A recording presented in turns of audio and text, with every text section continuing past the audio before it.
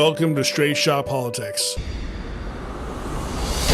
Each episode will bring you in-depth discussion with experts, community leaders, and analysts who will share their insights, experiences, and predictions. From local elections to global diplomacy, we'll provide you with the tools and perspectives you'll need to navigate today's real-world landscape.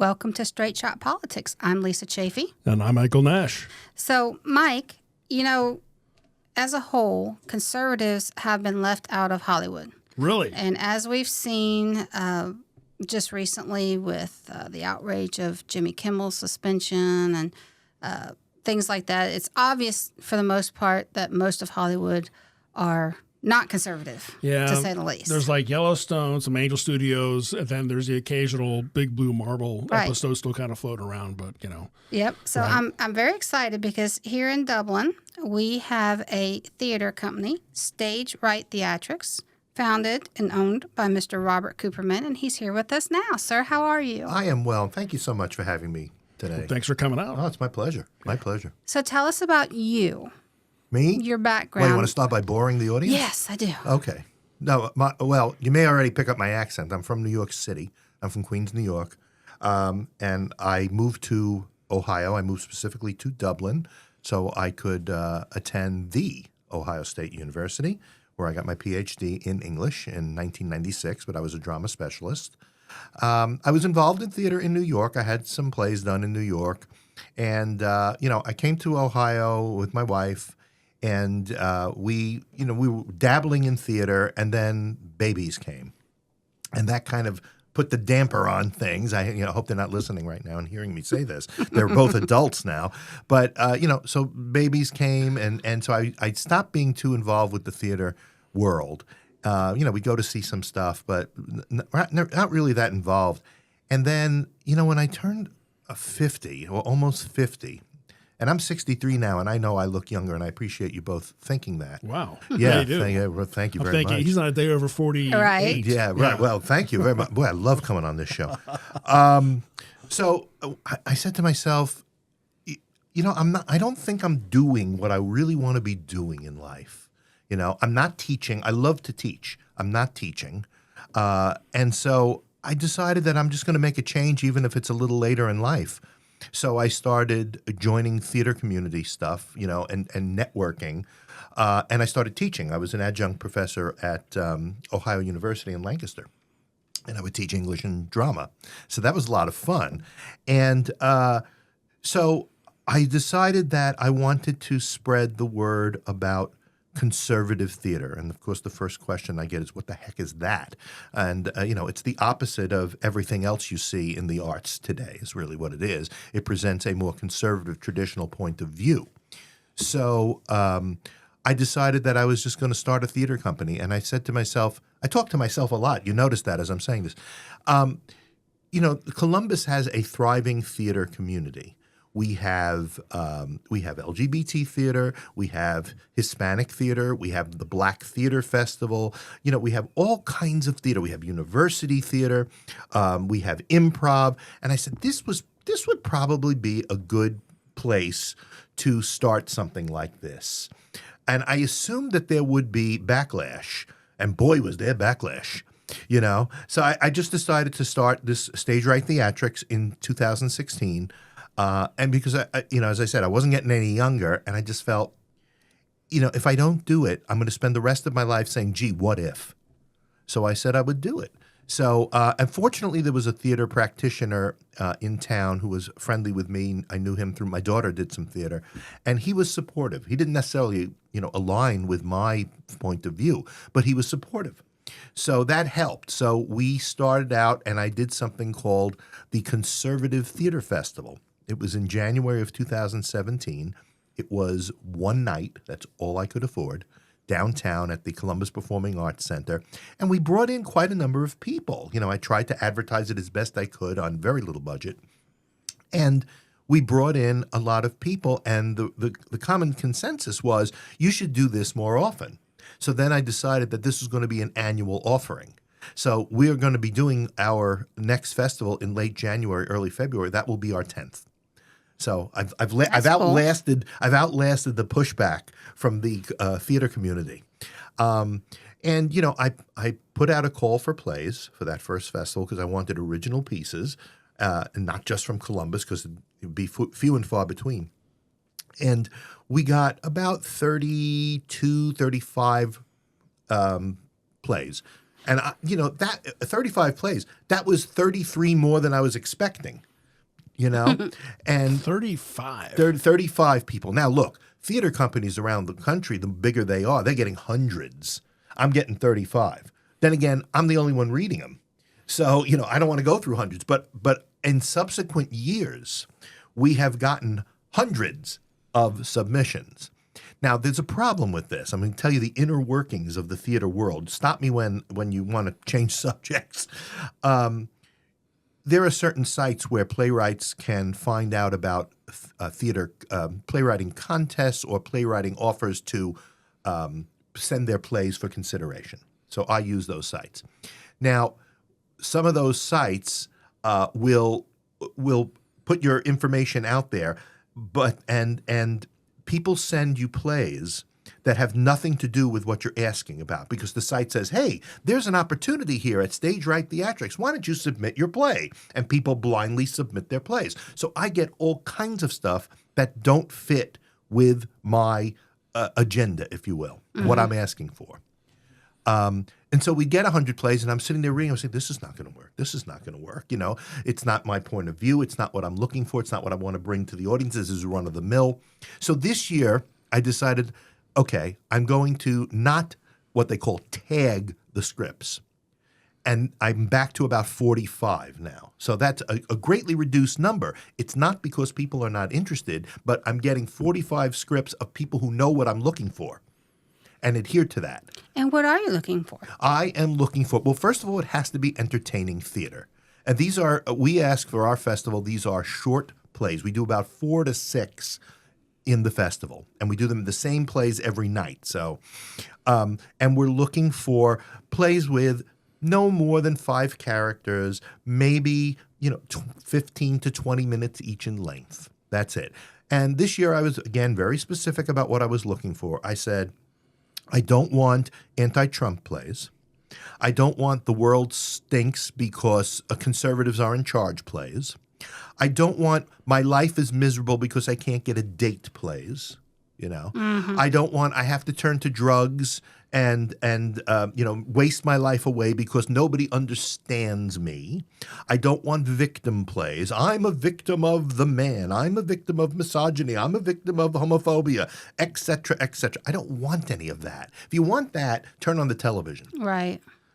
So I want things where I say the protagonist is someone who accepts his or her fault, who admits his or her fault in the goings-on. It's not some outside force like society telling, forcing this person to act in a certain way. Otherwise, all would be wonderful. This person has made choices. The ramification of those choices is what I want to see produced. Things like that. And I have formulated something that I call the natural theater, and the natural theater uses Why have me on a show when I can't speak? Why You're fine. You're good. You're good. The natural theater uses the philosophy of the founding of this country, specifically that found in the Declaration of Independence, and that is that we have we are creatures of natural law and a natural and the God of nature, and we do things based on human nature. Not, the left denies there's human nature, or you can overcome it. You can't overcome human nature. So we look for plays that put forth that agenda, if you will. We're not looking for Pollyanna. We're not looking for hooray America and walk around with flags. We're looking for situations where people find fault in themselves and apply reason and apply and understand the forces of human nature and make efforts to fight against the more negative forces of people's lives. You know, if you read the Federalist Papers, it's very clear that Publius says that people are naturally flawed. Not only just flawed, people are just naturally. I forgot the word he used, but they create problems. People are just naturally inclined to create problems. And James Madison said in Federalist 10, I think it was, or maybe no, I'm sorry, in 51. He said, if men were angels, there'd be no need for government. And my version of that is, if men were angels, there'd be no need for theater either. Oh, Well, that's interesting. Yeah. Neat I'm little sorry, I perspective. just talked and talked. No, I'm we're sorry. good. We're good. And hearing you explain that, now I understand, I think, why your recent production is Desire Under the Elms by Eugene O'Neill. That's right. Because you've got, it's a Greek tragedy. You've got love, you've got lust, but you've got the one main character, Eben, who he had to find his own fault. Yes. And what led to the death of his own child. Right. Wow, that's just even more profound. Well, if you think about it, look, as I've told people, because people said to me, why are you putting on this play? Why is Stage Right Theatrics? Aren't you putting on just positive, wonderful, feel-good plays? And I said, not at all. We don't do that. We might, but we put on plays that show life as it really is, and that can be sometimes pretty gritty. So, but the thing is, the characters in that play, in Desire Under the Elms, recognize their own fault and go to their punishment. O'Neill is not condoning that, you know. Today, in contemporary art, what we see is misery and mayhem for misery and mayhem's sake. Let's just destroy. Yeah. You know? And so that's not what O'Neill was about. So, you know, that's why I really love Desire Under the Elms, because of that element as well. And that's present in Greek tragedy too. So, you know, the classical tradition is to have people recognize their faults. Interesting. Okay. So we mentioned before Desire Under the Elms. That's your latest play you put out there. We actually went a couple of days ago. A very interesting play, very interesting setup over in Dublin Parks. That was I don't know. So going and sitting through that, of course, it was a good production. You guys did a great job. Thank you. With that. You had probably 12 or so cast that I can see. Yeah, something like that. So, yeah, it's so a you're, large cast for you're us. a local theater company, local Right. conservative theater company. Right. Now, I'm sorry, I'm a geek. I love methodology. I love the process of everything. Okay. So help me understand. You're a local production theatrics company. Right. You search. You mentioned before you search for your scripts. You either hire them out or you get people to provide those scripts. Right. And then you go to the bout of. You decide to put this on, and somehow it goes from your idea to that to what we saw a couple nights ago. Right. So help me understand, for example, like you already explained where you got your scripts. Right. How do you get involved with being able to produce it and be able to show it in Dublin?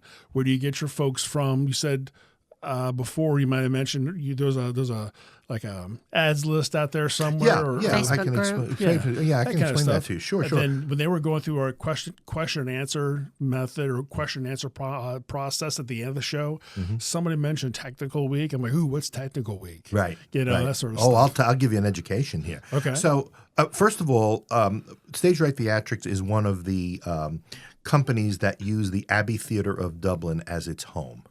So we've been very fortunate to be at the Abbey Theatre of Dublin. It's in the Dublin Rec Center, and it's a fabulous facility. But there are 2 or 3 other companies that use it regularly as well. So, you know, we only have a limited number of dates that we can get. But so first of all, the date, the days of the show are sketched out first. This is when we're going to do the show. Okay, we're going to do it 2 weekends, September this through that, and that's the time frame. We then put out announcements on. I put it on my Facebook page, but there are some sites that are Facebook groups out there for auditions. One is called I Support Local Live Theater. Another one is Columbus Theater. Another one is Local Auditions and kind of a thing. I can't remember its full title. So there are about 4 or 5 different sites where you put out your information for auditions, and then you hold an audition date. You may have 1, you may have 2, and I do an online sign up.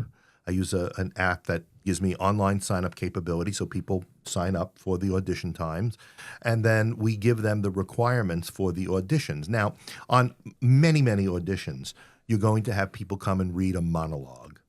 That's what they do. Prepare your monologue. Prepare a comic monologue. Prepare a serious monologue. I don't do that. And I'll tell you why. Because you get people who've done this monologue again and again and again and again so that it's very, very polished. But it doesn't tell me anything about the person's instincts, So I'm not interested in spending time listening to the monologue. It does, because I never do. And I want to, what we do is we prepare what's called sides. And the sides are little scenes from the play we're doing. And we prepare those. Also, coleslaw is another side that we like to use. And at the audition, we give them the sides and say, look this over, and then let's do it. You read this part, you read that part, look it over, come back, do the scene. Okay? Wow. And, we get a sense of, do people have any sense of it? Or are they just sitting there reading in a monotone? And that tells me that I only have 4, 5, 6 weeks to rehearse this. I don't have time to teach somebody how to act. Right. I only have time to teach them how to do this role. That they're ultimately cast in. So that's how we get our actors, just from open calls on Facebook. And I will put out with an email to people who've worked with me before, and I'll say, hey, we're going to have auditions. I hope you're interested. Actually, last night at Desire Under the Elms, there were 3 young performers, adults, but younger adults, that had been in a show that I saw downtown a couple of months ago. And I said to them, listen, we're going to have auditions. Oh, let us know. We want to see it. We want to be a part of it. So, you schmooze a little bit. And then you get people to sign up. Now, the problem for Stage Right Theatrics is the theater community does not support us. So I don't get a lot of people. People have auditions. They get tons of people. They have to hold a second day of auditions. I don't. So it's very difficult because they will not support me. Very few will. That's a shame. It is a shame. It's a horrible shame. Well, but the people you get are probably more engaged, right? Yes. Okay. Yes. Yeah. Or they haven't heard of me and they, I'll just do this. This sounds right. And then, people tell them, well, that's the conservative theater company. You don't want to deal with them. We get people who sign up and then write to me and say, oh, I went to your website and I saw what you're about, so I'm going to cancel my audition slot. Really? Yeah. Oh, yeah. Oh, yeah. And I'm always very gracious about it. My inclination as a New Yorker is to tell them where to go. Right. But I just say, thank you for letting me know. Thanks very much. That's it. Well, yeah. You just got to be respectful. I mean, people are going to believe what they believe. Right. I think it's very sad because the arts shouldn't have anything to do with politics. Yes and no. Yes and no. Because if you look at, all art in some way is political, I think. There's a point of view there. Now, I don't want to produce art that is overtly political, I want to produce what I've decided since the first festival was that the plays that I produce are not simply going to be the anti-left. They're just not going to make fun at the left. We have that occasionally, and that's always fun. But we're not going to be anti-left. We're going to present something else, and that's why I talked about the natural theater. That's what we're presenting, and we're presenting this as the way things should be, and I think that's healthier. But if you go to plays today or watch television shows, and this is what had me want to do a company for conservative theater is that, you see all these Republican bashing, conservative bashing. Mm-hmm. You see conservatives, just in plays as country bumpkins who don't know their way around. They don't know enough to come in out of the rain. I remember going to Broadway a few years ago, I can get you the exact years if you need that. And we went to see a show, and of course there was the obligatory crack against Republicans. And I was like, what's going on? What is going on? So that's one of the things that made me want to do it. Another thing, I'm skipping around, and I apologize. No, we're fine. good. We're good. Yeah. So when I started to do, before I opened the theater company, I started to do a podcast about conservatives in the arts. And I had found out in my research that in 2012, a young lady in Philadelphia who was part of the theater scene there, she said every time she'd go to the theater, all she ever heard was her point of view. So she wondered, can I produce plays that are from a different point of view? And she created something called the Republican Theater Festival. Now, I think that's a terrible name because that is overtly political. Right. You know, you can be at one time in this country, you could be on the left, or you could be a Democrat and be conservative. There were such people at one time, and so she did that, and so I was so interested in that. Now, for her trouble, she was blackballed in Philadelphia. Oh, man. Yeah, she was blackballed, but I was able to get her on my show to interview her. You know, it was years after she had done this, a few years after, and you know, she talked about the difficulty she had. People were like slamming doors in her face. But she was able to get playwrights to send her some stuff.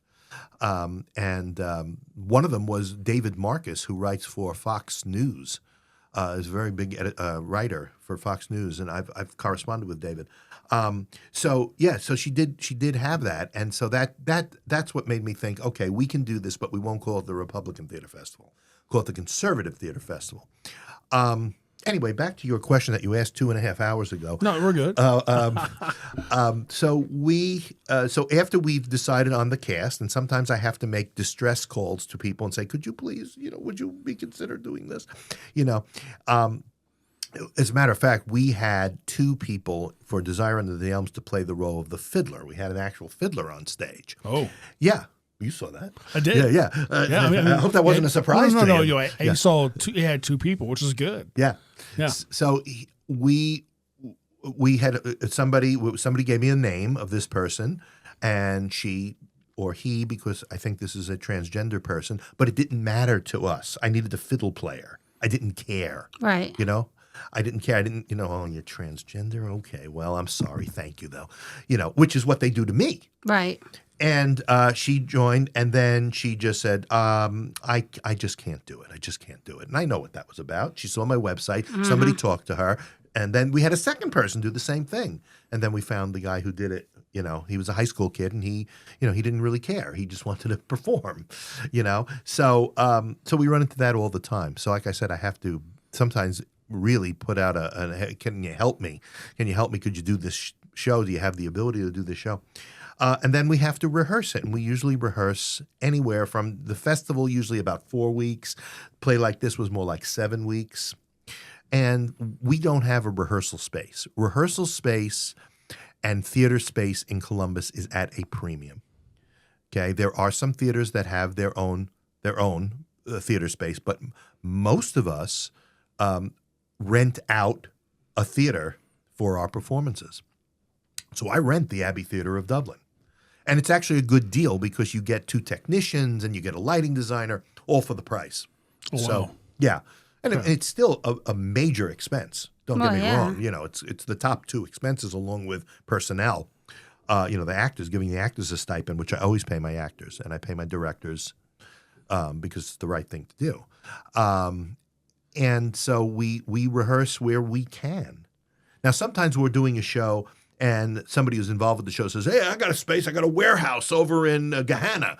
Okay, we'll all trudge out there and we'll rehearse there. But more often than not, we did what we always do, which is we take library meeting rooms at local libraries. And we do that. Sometimes we'll get a church basement, and we do that. And so, they get a real tour of the libraries around town, and that's where they rehearse, and that's where we rehearse. And then Tech Week, so that's the week, it starts on a Monday, and that's the week for when the show is going to actually go up. So the show opened on a Friday, so we had Monday, Tuesday, Wednesday, and Thursday for Tech Week, and Tech short for technical, and we get into the theater space, and the set is up or mostly up, and we start doing, the first night is always torture because it's just, all right, let's set the lights. All right, you move over here. Oh, you know what? You're out of the light. You move over here. Let's set the light. Can you give me a blue spot on that? Yeah, we can do a blue spot. Can you raise the lights here, lower the lights here? How about the sound effects? So that's what the first night is. It's a lot of sitting around while we do, and we do something called cue to cue, which means, all right, light Q1, this is house to half, let's just say. Okay, light Q2 is lights up. So that's Q1 to Q2. Then we go to Q3. Where's the next lighting cue? The lights go down on the parlor, go up in the bedroom, things like that. So we go throughout the whole thing, including, the talkback lights, the lights for the bows, the blue light that they use in between scenes, the music that plays in between scenes. I hope you like that, because I cannot stand when people are going between scenes and there's nothing to listen to. Nothing. Oh, no. That I was thought it was awesome, great. yeah. And the music that was playing the other night fits so perfectly with that era. We researched it. Those were songs from 1850. It really helped set the mood. Right. It really did. Right. Thank you. And plus, I'm a geek. I'm a nerd. I'm a process geek. So I love the fact that, like, your set was pretty simple. Yeah. Your set was a frame of a house, essentially. Right. I like the fact that you're able to see people in the house still doing things like they would be in the house. Right. They were lit differently than people in the yard. People in the yard were doing primary activity out there. They were well lit. And then people in the bedroom who were still doing activities was not lit well, but you could still see them. They were still acting in that space. And the lighting changes told us where the activity was. Right. You didn't have to go figure it out. You didn't have to go sit there and look at, well, this person's sitting in the corner. Are they in the scene or are they not in the scene? Right. They're not in the scene because they're not lit. Right. And that was fantastic. Oh, well, and they weren't talking. Yeah. Right. Well, there's that too. Well, but you do run into the situation where even if the lights are diminished, like let's say in the house, and people are acting outside of the house, people tend to, especially actors, tend to overact. So they're gesturing and they're moving around, and it distracts from the actual action that you want to pay attention. Right. So we told them to mute that. You can move, but don't do anything too demonstrative. And they also weren't like stopping and paying attention to what what was the main scene was going on. So I was really impressed with that. Well, the thing is, they're not supposed to see it because they're in the house. Exactly. They stayed in character, and so that I was really impressed with that. So I want to pivot just a little bit. Okay. We're talking about how really Hollywood in general is discriminatory against conservatives, but we are seeing more actors, Tim Allen, Mark Wahlberg, and others. John Voight. Yes, James Woods. Yeah. And I follow him on Twitter. He's really, I love him. He's a good actor too. Right. Yeah. But they're speaking out more and they're demanding more, but it's not enough yet. Right. Do you foresee down the road? It's going to take years. It's going to take years of a more back to the middle. I think that, well, first of all, folks like John Voight and James Woods set a very good example. The problem is that, if you're choosing, I'll just talk about theater. If you're choosing theater as a livelihood and you are in danger of losing your livelihood because of what you believe and being blackballed and blacklisted, people are not going to come out and openly say it. Now, I'm hoping that given the mood of the country now, which for me, I'm optimistic. I hate to be optimistic after the death of Charlie Kirk. But I think one thing it did is it kind of awakened people to this kind of violence and rhetoric has got to stop. Yeah. And so I think that hopefully will make people come out and be more expressive of the fact that they are conservative. Yeah. And it would be great if, when they do that, if the people who work with them who are not conservative, and let's face it, that's 95% of the people they're working with, would just accept them the way they want to be accepted. Yeah. Right? Because the only marginalized people in the arts are the conservatives. There's no other, everybody, I'm marginalized, I need a safe space. The people who do need a safe space and are marginalized are the conservatives. Well, we have a friend, Michael Loftus, who he's a comedian, but he also was a writer on several TV shows. And we had him in studio a while back, and he shared with us how they were all the writers and everybody were gathered around the table and they were talking, and it came out that he was conservative, and that was it. That was it. That was it. Yeah. And for the party that's supposed to be so tolerant. Right. They never are. They're intolerant. They don't believe in diversity. They say it, but they don't believe in true diversity. What I think I bring with Stage Right Theatrics is true diversity in theater. Because we're now giving you another point of view. Take it or leave it. Right. I'm just I always say that I'm not here to get converts. That's not going to work.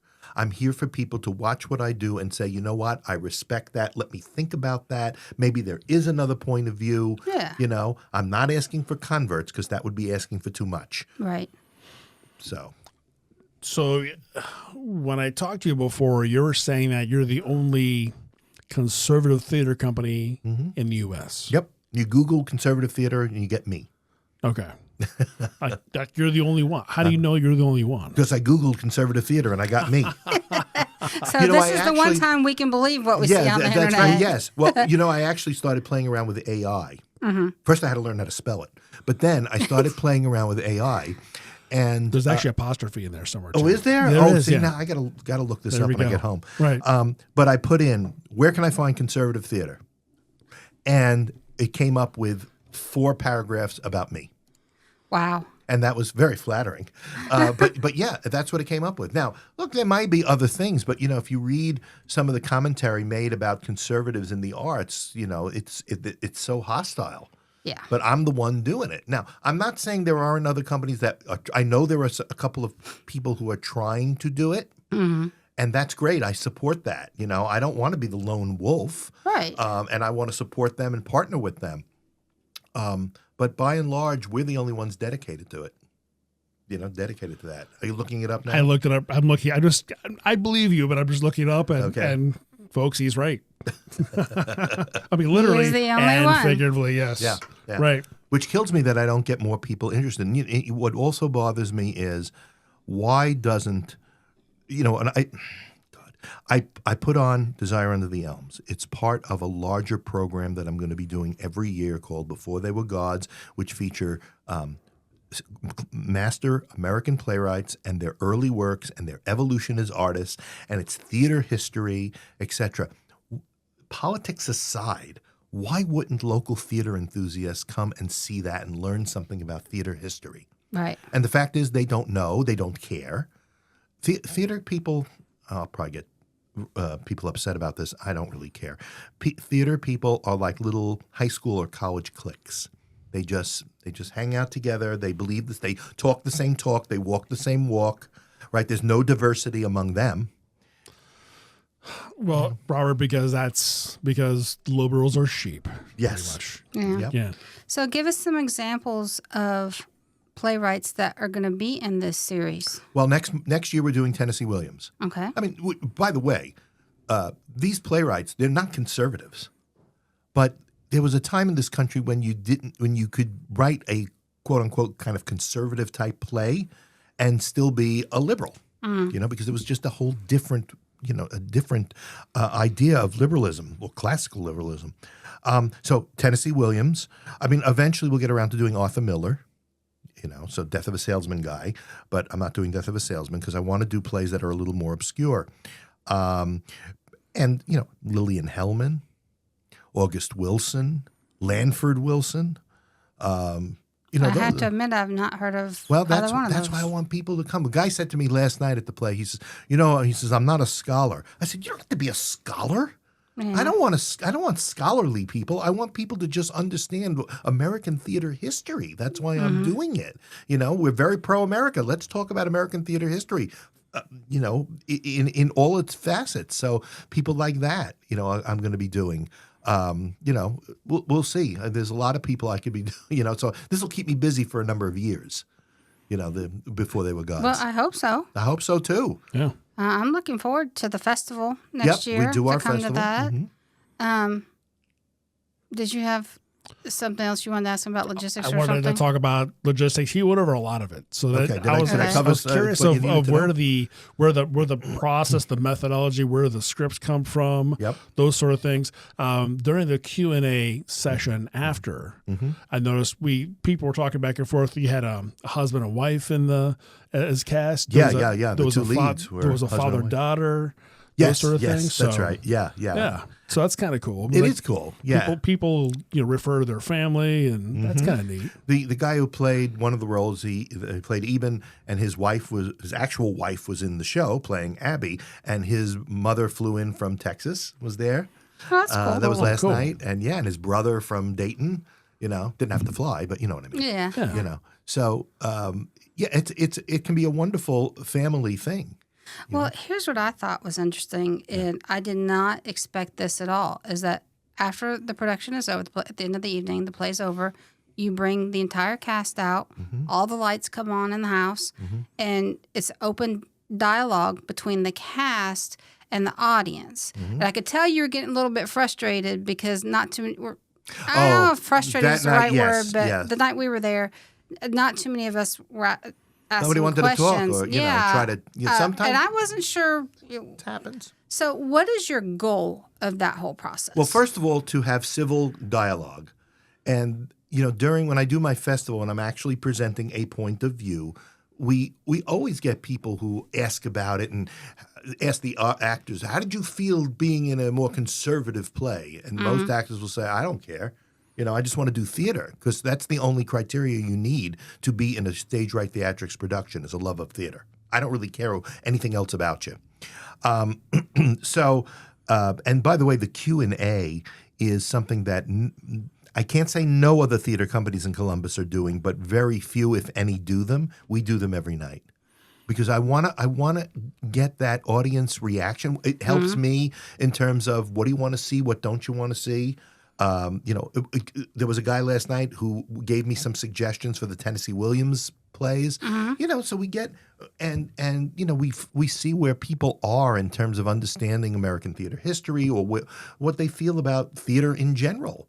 So I want to have that conversation with people, and I want it to be respectful, and I want it to be civil. Oh, yeah. And sometimes they're not. Sometimes I was telling you folks before we got on the air here that the first 3 nights of Desire Under the Elms I dedicated to the memory of Charlie Kirk. The reason there's obviously the reason I did it, but the impetus for that, besides his murder, was that Charlie Kirk was all about civil discussion and debate. And I said, our talkback is what we do to make civil discussion and debate happen. So I'm dedicating it to Charlie Kirk. First night I got applause. Second night I didn't get anything, and that's fine. And the third night somebody started screaming at me. Really? Yeah. Now I know who this person is, and she could use a few good years on the couch, but she just said, "That's inappropriate." She says, "That's inappropriate." No. And I said, "It's very appropriate." "No, it's not." I said, "If you don't like it, there's the door." Yeah. And she's, but there were a couple of people in the audience that night who I think didn't want me to mention Charlie Kirk in a positive light. So when we came out afterwards, somebody had written on a box that I had playbills were a bigot. Oh, jeez. And I don't care, But I laughed. My wife laughed. And said, okay, he spelled it right, so I'm okay with that. So it's. What does that do? If they're thinking I'm going to read that and go, "Oh God, maybe I shouldn't do this because somebody feels I'm a big," forget it. Okay, thanks for your opinion. Well, that's what the left does. Is they can't have a rational discussion. They can't argue with facts, so they play on emotions. Right. I myself have been on the receiving end of much vitriol because I'm an advocate for parents' rights. I ran for school board here in Hilliard. I have been called every name in the book: Nazi, transphobic, homophobic, bigot, et cetera, but they've never been able to prove me wrong on anything that I've thrown out there and exposed. And it really makes me sad. I have my opponents on the other side. I've offered hey, let's sit down and have a discussion. I've had one ever take me up Yeah, on they it. don't want to do that. And it, it's frustrating. Yeah. So I applaud you for what you were doing. Thank you. And I now want to go see more plays. Yeah, me too. And I love Definitely. the fact that it's relatively inexpensive. So Yeah. it was date night for us. Yep. It was great. And we had dinner beforehand, took in a show. All the quality actors. We really try to be very, very high quality, even though we are quote unquote community theater. Yeah. And remember back in the day when dinner and a show was a thing? Yeah. Well, try to go to the movies nowadays. It's so like, I don't want to see this. There's nothing I don't want to see. Yeah, I used to love to go to the movies, and aside from the fact that it's so daggum expensive. Where's that? They got to buy popcorn, and they got to deal with whatever teenager at the counter. Yeah. You got to deal with that. This is really easy, folks. So you go online, you purchase your tickets, you walk in, say hi to Robert, and you keep on walking to your seat. Yeah. Or you can and pay at the door. It's really Pay at easy. the door, use the bathroom. Yeah. Totally Yeah. important thing. So it's just a really nice, enjoyable evening, to go see something you haven't seen before, or if you have seen it before, great. But it's a perspective that it's hard to find anymore. It really is. Well, and we had a lot of discussion on the way home about the play itself, because he has hearing loss a little bit, and so A wee bit. Yeah, so I had to fill him in on a couple of things, Right. and we were talking about the plot in general and human nature, and it really, we had a great discussion about it, and I think as humans we need that kind of dialogue, and seeing a play like that. I mean, if you, for the audience who doesn't know, I encourage you to either go online and watch it or read the play yourself. But ultimately, it's a woman who falls in love with a man and thinks he doesn't want the baby, and she kills the baby in order to get that love back from him. And But don't forget, there's one little thing, that she is his mother, quote unquote, stepmother, even yeah. though she's So- his age. Yeah, so you've got all this, you got the abusive father, and it's just a total Greek tragedy, really. But these are things that happen in real life. Yep. Honestly, when I realized that she killed the baby, the first thing that went to my mind was years ago, the mom in South Carolina who loaded her kids into the car and drove them into the river, God, how and I they remember drowned. that. Yeah. Like, this happened because she thought that her boyfriend didn't want the kids. That's what I was thinking about. So Susan Smith. Susan Smith, thank you. I couldn't think of her name. God, I had a little child at that time, my firstborn. Yeah. When that happened. Oh God, was that devastating? Yeah, it was, and it's happened, unfortunately, more times than it should. But my whole point is theater. It's we want to escape. That's why we go to movies. That's why we go to musicals. We want that little brief period of time.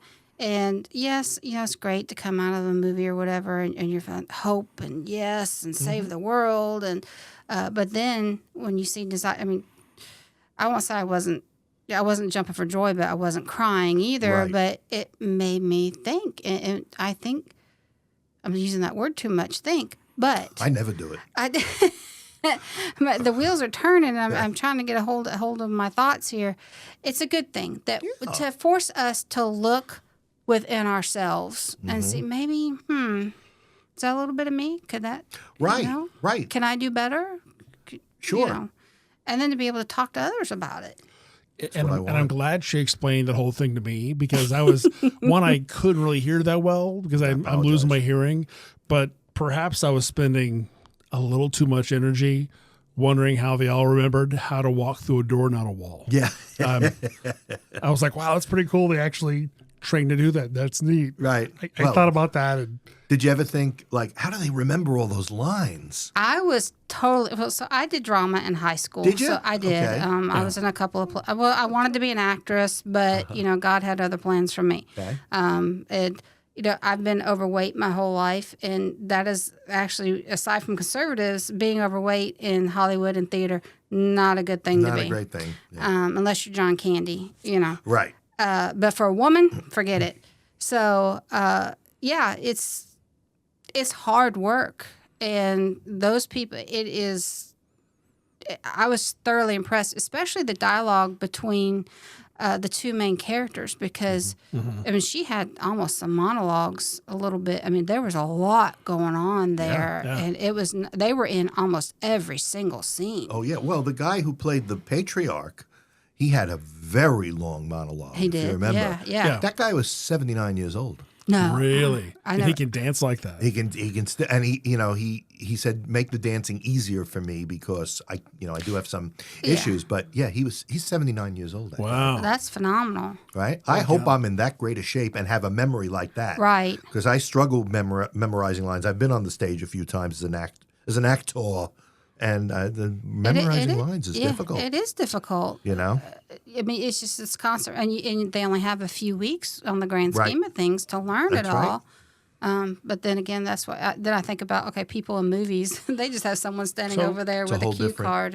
It's a whole different experience. So So with that, I'm curious. Of the 12 people I saw there the other night, one of them was a child. Right. One of them looked like they were in high school, the fiddle player. Fiddle player was which in was high in school. high school.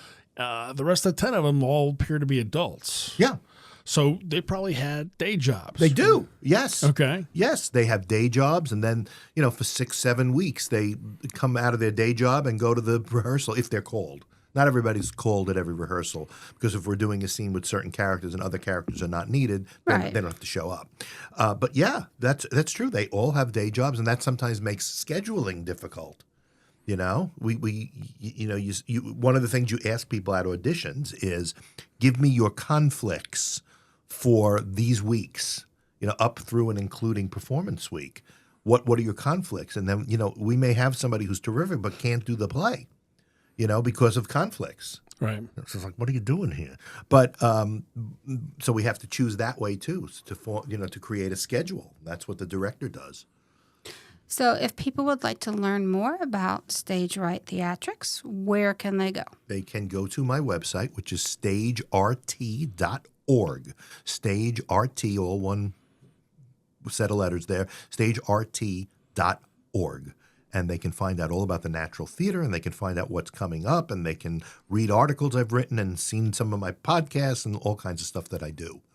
That's awesome. Excellent. So Desire Under the Elms, that's closed That's now, closed. correct? Yes, it closed. All right. And Closed then yesterday. in January, you'll have... Late January to early February, I just don't have the dates at my fingertips, we will have our 10th annual theater festival.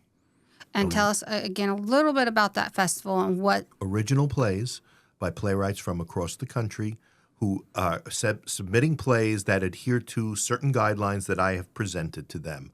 What I'm looking for, what I'm not looking for.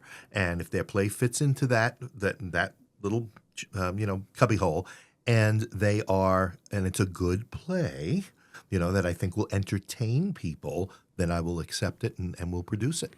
And this is not a situation where it's going to be conservatives beating up on Democrats. No, This no. is pure... This is not political.